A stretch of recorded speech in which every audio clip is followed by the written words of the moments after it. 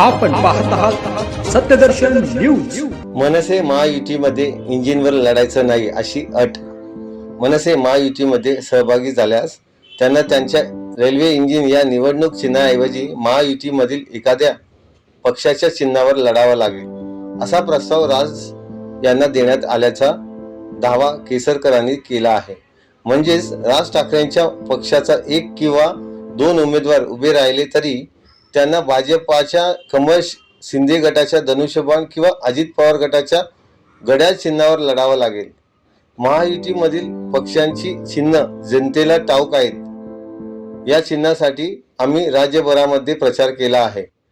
या संदर्भातील अंतिम निर्णय अमित शहांना घ्यावा लागणार आहे।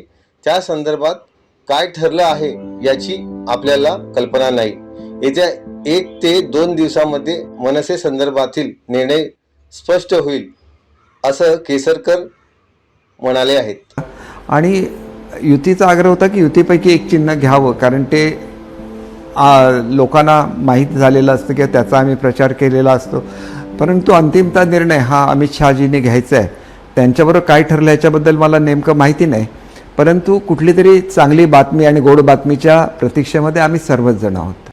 येत्या एखाद्या दिवसामध्ये हा निर्णय कळेल, कारण आमची सुद्धा जी संख्या निश्चित व्हायची आहे त्याच्यामध्ये राजसाहेबांसाठी किती जागा सोडल्या जातात त्या वजा करून आमची संख्यासुद्धा आम्हाला ठरवायला लागेल, कारण आमचे स्वतःचेच 13 खासदार निवडून आलेले आहेत।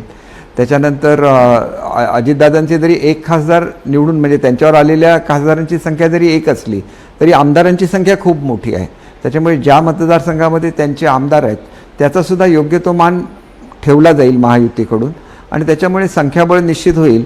आणि त्याच्यापूर्वी आपल्या मित्रपक्षांना काही जागा सोडायच्या असतील तर त्या जागा सोडल्यानंतर भाजपा किती घेणार आहे हे शिवसेना